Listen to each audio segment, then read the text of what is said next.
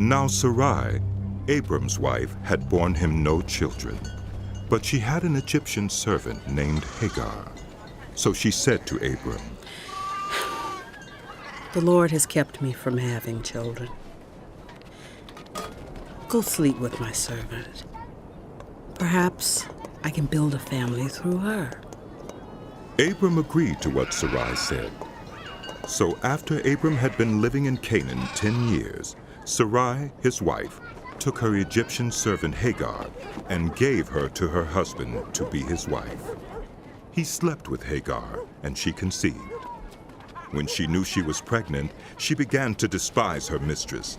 Then Sarai said to Abram, "You are responsible for the wrong I'm suffering.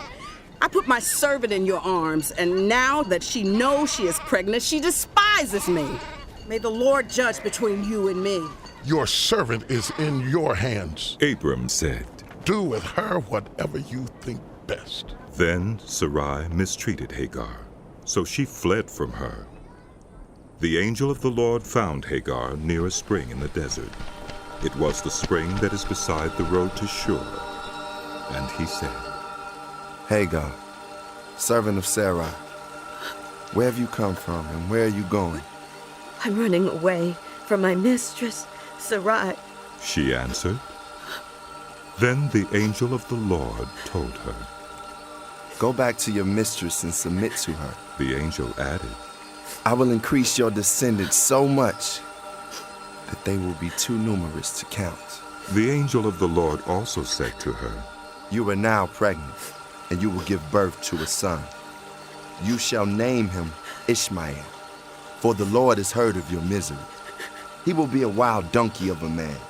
His hand will be against everyone, and everyone's hand against him, and he will live in hostility toward all his brothers. She gave this name to the Lord who spoke to her. You are the God who sees me. For she said, I have now seen the one who sees me. That is why the well was called Beer Lahai Roi. It is still there between Kadesh and Bered.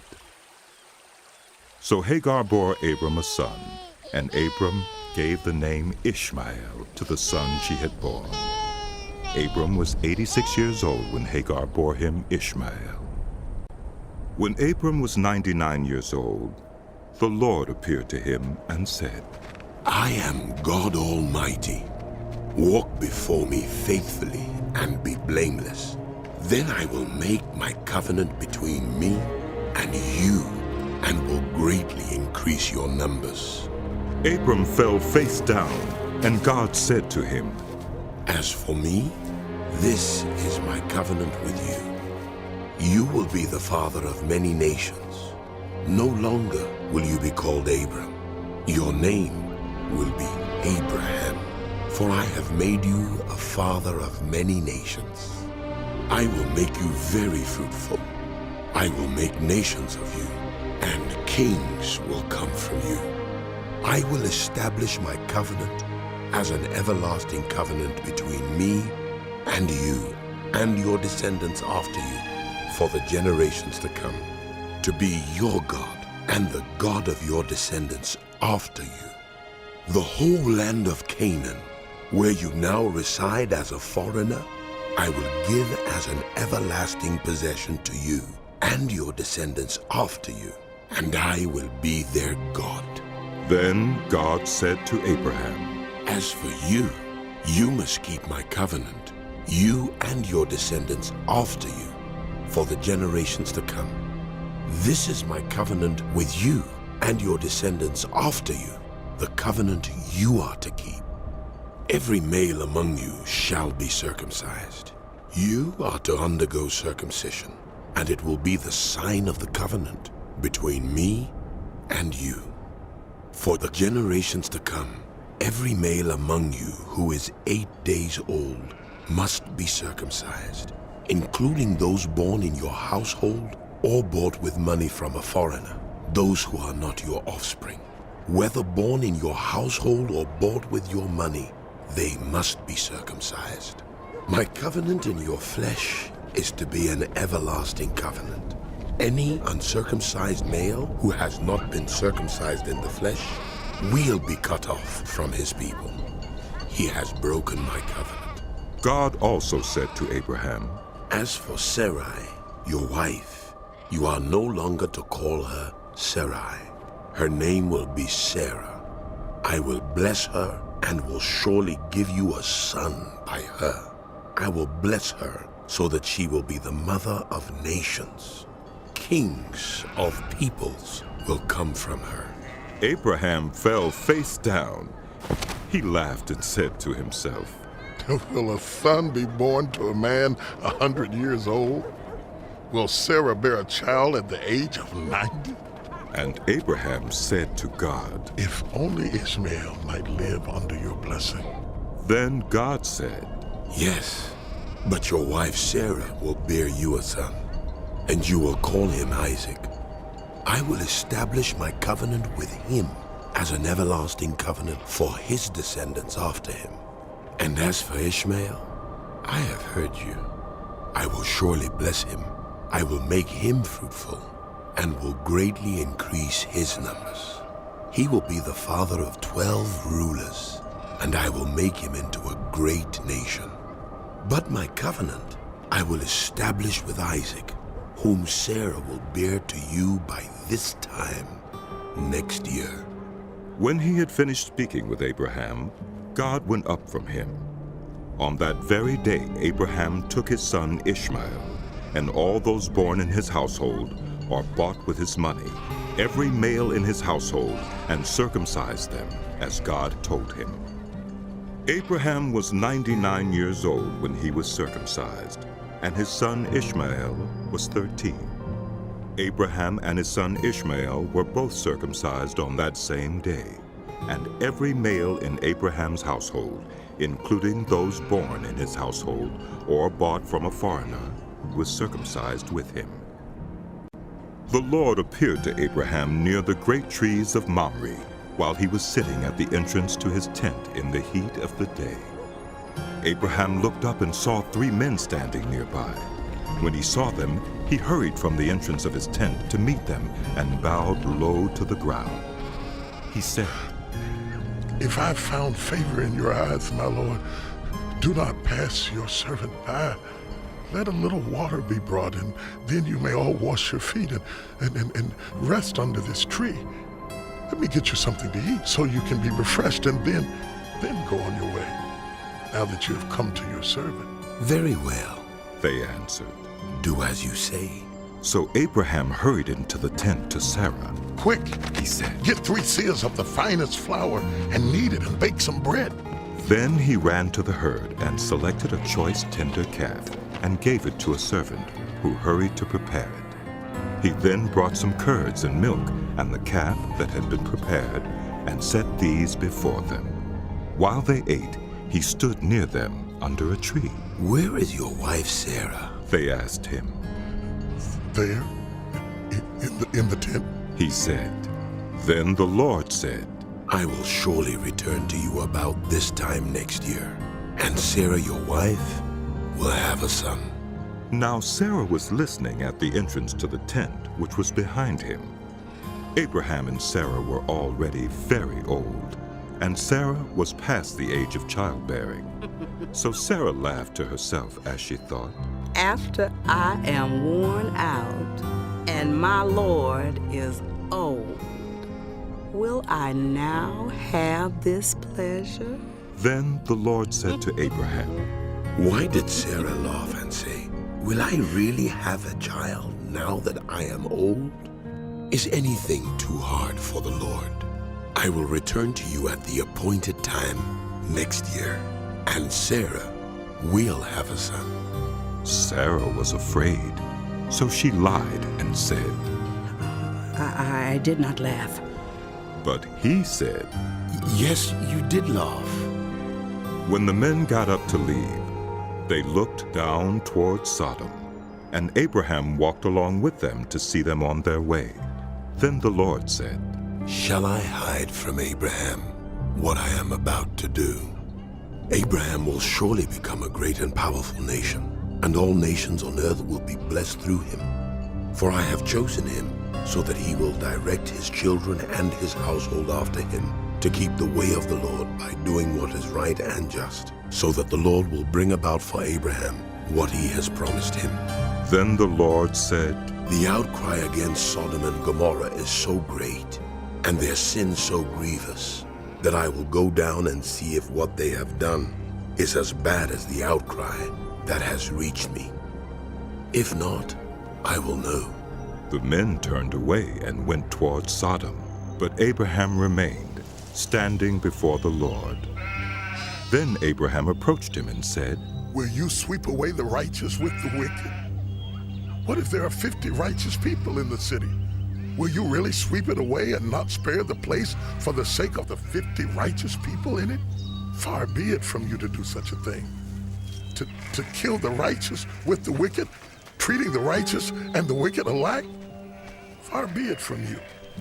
Will not the judge of all the earth do right? The Lord said, If I find 50 righteous people in the city of Sodom, I will spare the whole place for their sake. Then Abraham spoke up again.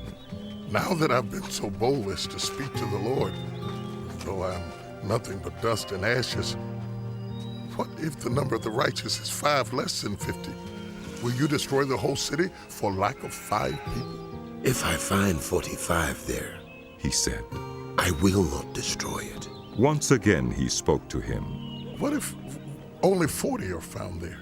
He said. For the sake of 40, I will not do it. Then he said, May the Lord not be angry, but let me speak. What if only 30 can be found there? He answered. I will not do it if I find 30 there. Abraham said, Now that I've been so bold as to speak to the Lord, what if only 20 can be found there? He said. For the sake of 20, I will not destroy it. Then he said, May the Lord not be angry, but let me speak just once more. What if only 10 can be found there? He answered. For the sake of 10, I will not destroy it. When the Lord had finished speaking with Abraham, he left, and Abraham returned home. The 2 angels arrived at Sodom in the evening, and Lot was sitting in the gateway of the city. When he saw them, he got up to meet them and bowed down with his face to the ground. My lords, He said, please, turn aside to your servant's house. You can wash your feet and spend the night and then go on your way early in the morning. No, they answered. we will spend the night in the square. But he insisted so strongly that they did go with him and entered his house. He prepared a meal for them, baking bread without yeast, and they ate. Before they had gone to bed, all the men from every part of the city of Sodom, both young and old, surrounded the house. They called to Lot. Where are the men who came to you tonight? Bring them out to us, so that we can have sex with them. Lot went outside to meet them and shut the door behind him and said, No, my friends, don't do this wicked thing. Look, I have 2 daughters who have never slept with a man. Let me bring them out to you, and you can do what you like with them, but don't do anything to these men, for they have come under the protection of my roof. Get out of our way! They replied. This fellow came here as a foreigner, and now he wants to play the judge? We'll treat you worse than them.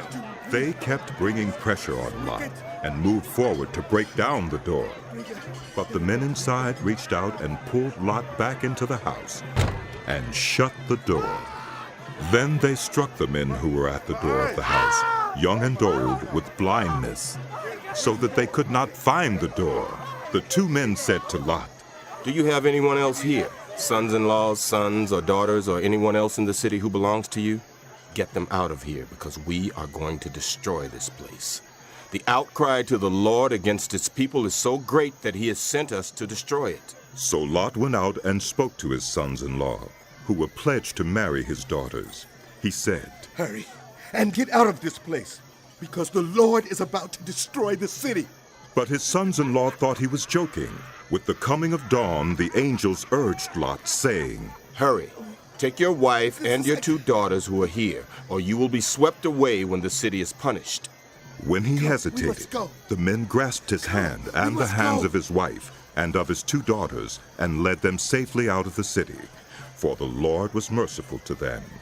As soon as they had brought them out, one of them said, Flee for your lives. Don't look back and don't stop anywhere in the plain. Flee to the mountains or you will be swept away. But Lot said to them, No, my lords, please. Your servant has found favor in your eyes, and you have shown great kindness to me in sparing my life. But I can't flee to the mountains. This disaster will overtake me and I'll die. Look, here is a town near enough to run to, and it is small. Let me flee to it. It is very small, isn't it?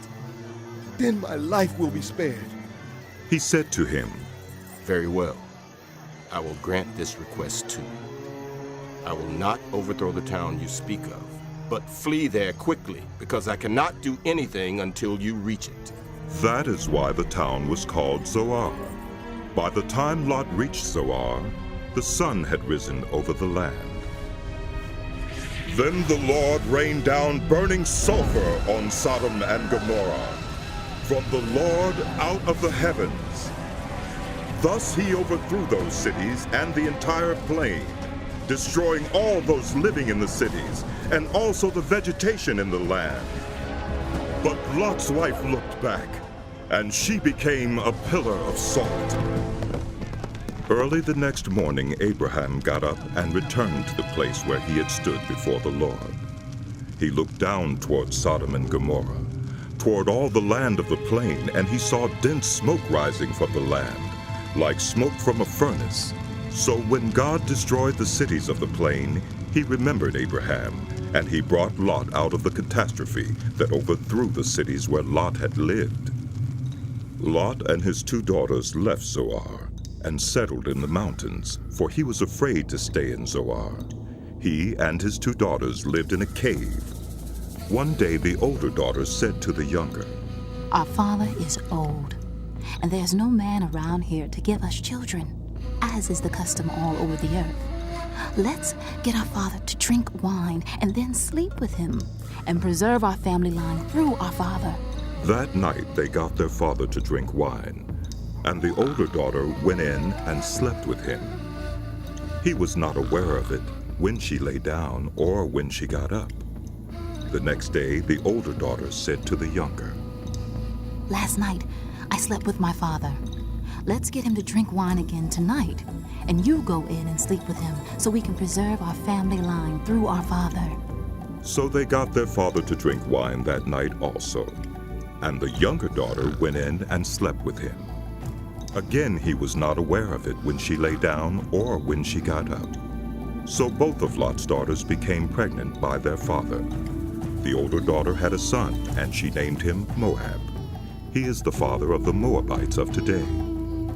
The younger daughter also had a son, and she named him Ben-Ami. He is the father of the Ammonites of today. Now Abraham moved on from there into the region of the Negev, and lived between Kadesh and Shur. For a while he stayed in Gerar, and there Abraham said of his wife Sarah, She is my sister. Then Abimelek, king of Gerar, sent for Sarah and took her.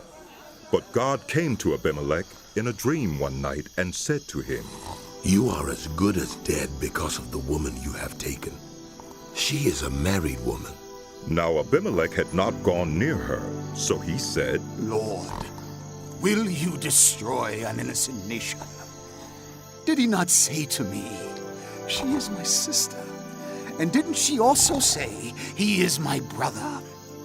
I have done this with a clear conscience and clean hands. Then God said to him in the dream, Yes, I know you did this with a clear conscience, and so I have kept you from sinning against me. That is why I did not let you touch her. Now return the man's wife, for he is a prophet, and he will pray for you, and you will live. But if you do not return her, you may be sure that you and all who belong to you will die. Early the next morning, Abimelek summoned all his officials, and when he told them all that had happened, they were very much afraid. Then Abimelech called Abraham in and said, What have you done to us? How have I wronged you that you have brought such great guilt upon me and my kingdom? You have done things to me that should never be done. And Abimelech asked Abraham, What was your reason for doing this? Abraham replied, I said to myself, there is surely no fear of God in this place, and they will kill me because of my wife. Besides, she really is my sister, the daughter of my father, though not of my mother, and she became my wife. And when God had me wander from my father's household, I said to her, this is how you can show your love to me. Everywhere we go, say of me, he is my brother. Then Abimelech brought sheep and cattle, and male and female slaves, and gave them to Abraham. And he returned Sarah his wife to him. And Abimelech said, My land is before you. Live wherever you like. To Sarah he said, I'm giving your brother 1,000 shekels of silver. This is to cover the offense against you before all who are with you. You are completely vindicated. Then Abraham prayed to God, and God healed Abimelech, his wife, and his female slaves, so they could have children again. For the Lord had kept all the women in Abimelech's household from conceiving because of Abraham's wife, Sarah.